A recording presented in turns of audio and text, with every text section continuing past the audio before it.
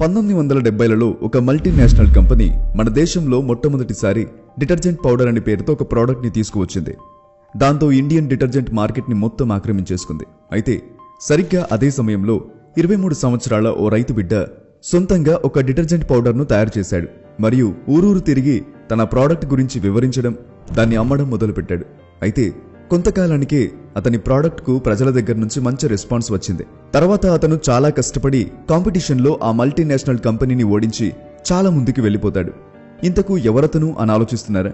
అతను మరెవరో కాదు, నిర్మా డిటర్జెంట్ పౌడర్ యొక్క ఫౌండర్ అయిన కర్సన్ భాయ్ పటేల్. నిర్మా పేరు వినగానే మనందరికీ 1990లలో వచ్చిన నిర్మా యాడ్ గుర్తుకు వస్తుంది.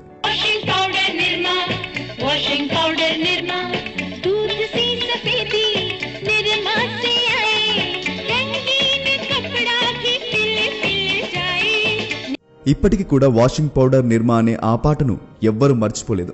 అంతలా ఫేమస్ అయ్యింది ఈ యాడ్. అయితే మీరందరూ గమనించే ఉంటారు, నిర్మా వాషింగ్ పౌడర్ ప్యాకెట్ పైన ఒక చిన్న అమ్మాయి ఫ్రాక్ వేసుకొని కనిపిస్తుంది.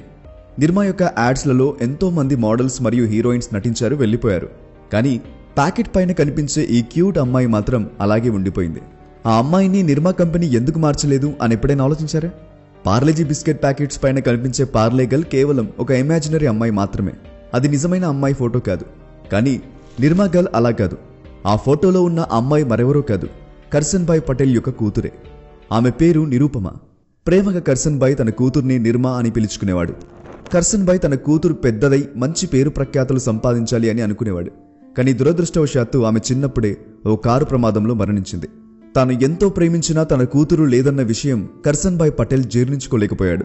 అలా ఎంతో కాలం చనిపోయిన తన కూతుర్ని తలుచుకుంటూ బాధపడేవాడు. తర్వాత కర్సన్ భాయ్ తన కూతురు పేరును ఎలాగైనా గొప్ప చేయాలనుకున్నాడు. మరియు పగలు రాత్రి రీసెర్చ్ చేయడం మొదలుపెట్టాడు. ఆ కాలంలోనే కర్సన్ భాయ్ బీఎస్సీ కెమిస్ట్రీ చేశాడు.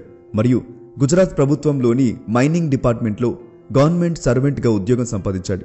అతను రోజంతా ఆఫీస్లో పనిచేసేవాడు. మరియు సాయంత్రం ఇల్లు చేరుకున్నాక తన పెరట్లో డిటర్జెంట్ ను తయారు చేయడానికి కావలసిన కెమికల్ ఫార్ముల కొరకు ఎన్నో రకాల ఎక్స్పెరిమెంట్స్ చేస్తూ ఉండేవాడు. అలా ఎన్నో పరిశోధనల తర్వాత చివరికి అతను అనుకున్నది సాధించాడు. అతనికి సొంతంగా డిటర్జెంట్ తయారు చేసే ఫార్ములా దొరికేసింది. ఆ కాలంలో మార్కెట్లో కేవలం సర్ఫ్ ఎక్సెల్ అనే కంపెనీ మాత్రమే డిటర్జెంట్ పౌడర్ ను తయారు చేసేది మరియు అమ్మేది. అయితే ఎక్కువ ధర ఉండడం మూలంగా కేవలం ఈ పౌడర్ ను ధనవంతులే కొనగలిగేవారు. పేదవాళ్లకు కూడా డిటర్జెంట్ పౌడర్ అవసరమే, కానీ వాళ్ళు దానిని కొనలేని స్థితిలో ఉండేవారు. కర్సన్ భాయ్ ఈ గ్యాప్ ను అర్థం చేసుకున్నాడు మరియు మార్కెట్లో తన సొంత ప్రోడక్ట్ అయిన నిర్మా డిటర్జెంట్ పౌడర్ ను లాంచ్ చేశాడు.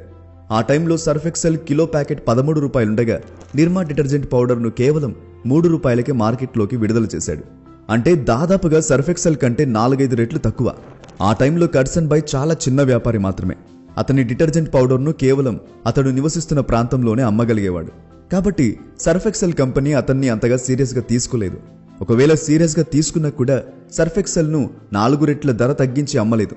ఎందుకంటే వారు సర్ఫ్ ఎక్సెల్ ను ఒక ప్రీమియం ప్రోడక్ట్ లాగా ప్రమోట్ చేశారు. ఏ కంపెనీ అయినా తన ప్రీమియం ప్రోడక్ట్ ధరను అమాంతం తగ్గించి అమ్మితే అప్పుడు ప్రజలకు అనుమానం రావడం మొదలవుతుంది మరియు ఆ ప్రోడక్ట్ పై ప్రజల నమ్మకం కూడా పోతుంది. After all it's a game of trust, and if you lose the trust you will lose the market. Nirma తన ప్రోడక్ట్ ను తక్కువ ధరకే అమ్మడానికి ఇంకో కారణం ఏంటంటే, ఆ కాలంలో అందరూ డిటర్జెంట్ పౌడర్ కేవలం ధనవంతుల కొరకే తయారు చేస్తారనుకోవడం. కాబట్టి ప్రజల్లో డిటర్జెంట్ పౌడర్ పై ఉన్న ఈ తప్పుడు అభిప్రాయాన్ని మార్చాలి అనుకున్నాడు. అతను పేదవారికి కూడా డిటర్జెంట్ పౌడర్ యొక్క అవసరత ఉంటుంది కాబట్టి వారి అవసరత తీర్చడానికి నా ప్రోడక్ట్ ఉంది అని ప్రజలకు ఓ మెసేజ్ ఇవ్వాలనుకున్నాడు. కాబట్టి ధర తక్కువ పెట్టడం మూలంగా ఈ మెసేజ్ ను పేదవారికి కన్వే అయ్యే విధంగా చెప్పగలిగాడు. కర్సన్ భాయ్ ఒక అద్భుతమైన ప్రోడక్ట్ ను తయారు చేసుకున్నాడు. ధర కూడా చాలా తక్కువే పెట్టాడు. కానీ అసలైన ప్రాబ్లం ఇప్పుడు వస్తుంది దాన్ని అమ్మే సమయంలో. ఎందుకంటే తన ప్రోడక్ట్ ను అమ్మడానికి తన దగ్గర మనుషులే లేరు. అతనొక్కడే తన బిజినెస్ కి వన్ మ్యాన్ ఆర్మీ. పగలు రాత్రి కష్టపడి అతను తన ప్రోడక్ట్ ను అమ్మడం మొదలుపెట్టాడు. కానీ ఇంకోవైపు అతనికి ఉద్యోగం కూడా ఉంది. మరియు ఆ కాలంలో బిజినెస్ కొరకు జాబ్ ను వదిలేసుకోవడం అనేది ఓ మిడిల్ క్లాస్ వ్యక్తికి అంత ఈజీ కాదు. కాబట్టి అతను ఉద్యోగానికి వెళ్తున్న టైంలోనే కొన్ని ప్యాకెట్లు తన సైకిల్ పై పెట్టుకుని ఇంటింటికి వెళ్లి తన ప్రోడక్ట్ ను అమ్ముతూ ఉండేవాడు. అతని ప్రోడక్ట్ చాలా బాగుండేది, ధర కూడా చాలా తక్కువే. మరియు అంతేకాదు, ఒకవేళ ఎవరికైనా నచ్చకపోతే మనీ బ్యాక్ గ్యారంటీ కూడా ఇచ్చేవాడు. 13 రూపాయలకు దొరికే సర్ఫ్ మాకు 3 రూపాయలకే దొరుకుతుంది, అది కూడా మనీ బ్యాక్ గ్యారంటీతో అని చాలా మంది ప్యాకెట్లు నిర్మా వాషింగ్ పౌడర్ ను కొనుక్కోవడం మొదలుపెట్టారు. దాంతో తన బిజినెస్ సక్సెస్ఫుల్ గా నడుస్తున్నందుకు కర్సన్ భాయ్ చాలా సంతోషించాడు. మెల్లిమెల్లిగా తన బిజినెస్ సెట్ అవుతుంది. కానీ ఉద్యోగం చేసుకుంటూ తన బిజినెస్ ను ముందుకు తీసుకెళ్లడం అసాధ్యమని గమనించి వెంటనే కర్సన్ భాయ్ తన గవర్నమెంట్ ఉద్యోగానికి రాజీనామా చేసేశాడు మరియు ఫుల్ టైం బిజినెస్ చేయడం స్టార్ట్ చేశాడు. మెల్లిమెల్లిగా నిర్మా అహ్మదాబాద్ నుండి పూర్తి గుజరాత్ రాష్ట్రం మొత్తం ఎక్స్పాండ్ అయ్యింది. ఇప్పుడు కర్సన్ భాయ్ దేశం మొత్తం నిర్మాను ఎక్స్పాండ్ చేయాలనుకున్నాడు. అయితే సరిగ్గా అదే సమయంలో ఒక సమస్య ఎదురైంది. వీలైనంత వేగంగా పరిష్కారం ఆలోచించకపోతే పూర్తి కంపెనీ మూతపడిపోయే ప్రమాదం తలెత్తింది. కంపెనీ ఫైనాన్షియల్ సిచ్యువేషన్ అస్సలు బాగాలేదు. కంపెనీ యొక్క బ్యాలెన్స్ షీట్ యొక్క బ్యాలెన్స్ మొత్తం ఖాళీ అయిపోయింది. ప్రోడక్ట్ వెళ్తుంది, అమ్ముడవుతుంది, కానీ లాభం మాత్రం రావట్లేదు. దాదాపు 6 నెలల క్రెడిట్ పీరియడ్ తర్వాత కూడా కంపెనీ యొక్క వ్యక్తి దుకాణదారుడి వద్దకు డబ్బు అడగటానికి వెళ్ళినప్పుడు దుకాణదారుడు, మీ ప్రోడక్ట్ ఏం బాగాలేదు, జనాలకు అస్సలు నచ్చడం లేదు, అమ్మడానికి నానా కష్టాలు పడుతున్నాం, కానీ అయినా కూడా ఎవ్వరు కొనడం లేదు అంటూ ఇలా ఏదో ఒక కారణం చెప్పి డబ్బు ఎగవేయడానికి ప్రయత్నించేవారు. దీని కారణంగా కంపెనీలో క్యాష్ ఫ్లో సమస్య తలెత్తింది. ఈ సమస్యకు కర్సన్ భాయ్ చాలా అద్భుతమైన పరిష్కారాన్ని తీసుకొచ్చాడు. మొట్టమొదటిగా అతడు అందరు దుకాణదారుల దగ్గర నుండి తన ప్రోడక్ట్స్ ను వెనక్కి తెచ్చుకొని గోడౌన్స్ లో స్టోర్ చేశారు. దుకాణదారులు కూడా డబ్బు ఇవ్వడం తప్పుతుందని సామాన్ మొత్తం వెనక్కిచ్చేశారు. తర్వాత కర్సన్ భాయ్ ఎన్నో కోట్లు ఖర్చు పెట్టి ఒక యాడ్ ను షూట్ చేయించాడు మరియు దాన్ని పగలు రాత్రి టీవీలో ప్రసారం చేయించాడు.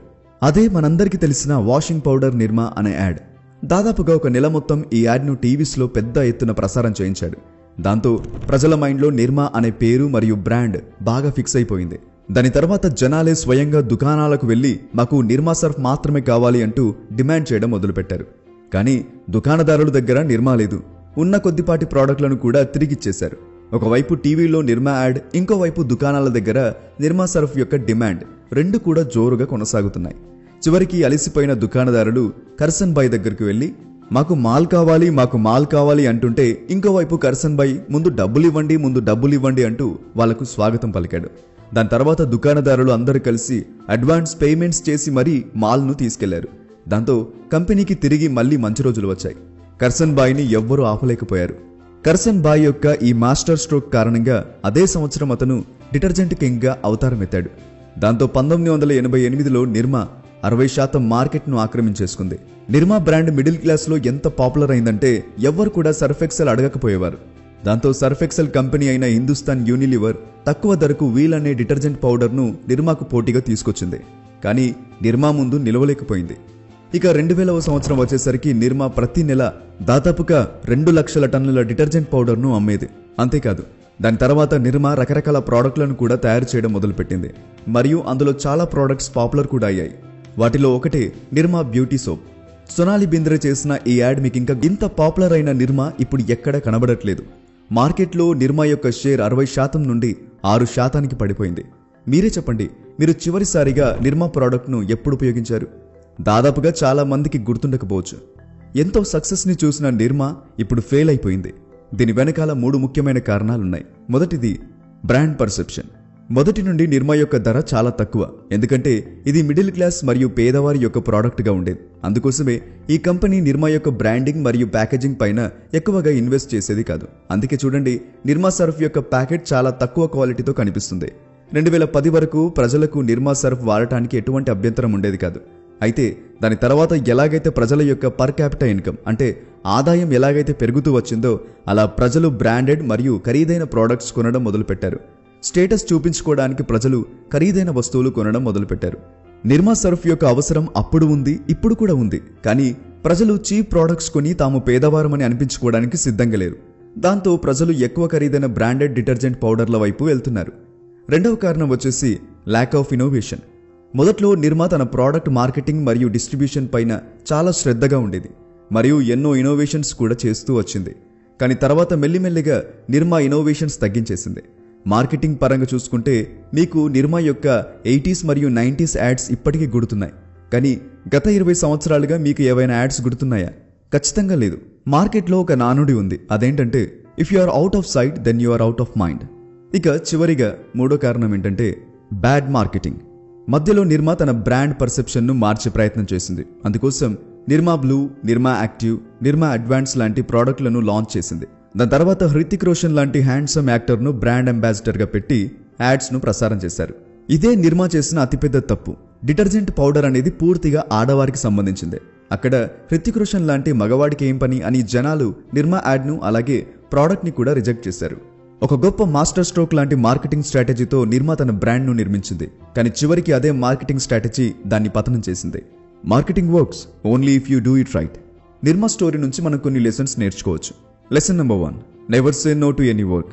కర్సన్ భాయ్ ఒక మంచి ప్రభుత్వ ఉద్యోగి అయ్యుండి కూడా నేనెందుకు ఇంటింటికి వెళ్ళి ఈ ప్రోడక్ట్ని అమ్మాలి, నేనెందుకు చేయాలి, నేనొక గవర్నమెంట్ ఎంప్లాయీని అని అనుకుని ఉంటే అతను ఇప్పుడు 35,000 కోట్ల సామ్రాజ్యాన్ని నిర్మించేవాడే కాదు. అందుకే ఎప్పుడూ ఏ పనిని కూడా తక్కువ చేసి చూడకూడదు. ఏ పని కూడా చిన్నదని కానీ పెద్దదని కానీ ఉండదు. పని పనే. మీరు ఒకవేళ ఇప్పుడిప్పుడే బిజినెస్లోకి ఎంటర్ అయితే ఈ లైఫ్ లెసన్ మీకు చాలా ఉపయోగపడుతుంది. Lesson number 2, never settle for less. Karsan భాయ్కు ఆ కాలంలోనే BSc డిగ్రీ ఉంది, ఆస్తిపాస్తులున్నాయి, మంచి ఫ్యామిలీ ఉంది, అన్నిటికీ మించి గవర్నమెంట్ ఉద్యోగం కూడా ఉంది. అయినా కూడా అతనికి ఆ జీవితం చాలు అనిపించలేదు. అతను ఎప్పుడు కూడా నెక్స్ట్ లెవెల్కి వెళ్ళాలి, తన స్థాయిని తన ఆస్తిని పెంచుకోవాలి అనే ఆలోచన తప్ప ఇంకేముండేది కాదు. అలా ఆలోచించేవాడు కాబట్టే ఇప్పుడు తన కంపెనీలో 18,000 కంటే ఎక్కువ మంది ఉద్యోగస్తులు తమ కలలను నెరవేర్చుకోగలుగుతున్నారు. జీవితంలో మనం కూడా ఇంతే చాలు అనే ఆలోచన మానేసుకోవాలి. There is always a next level to achieve. And last, lesson number 3, never stop innovating even if you are a market leader.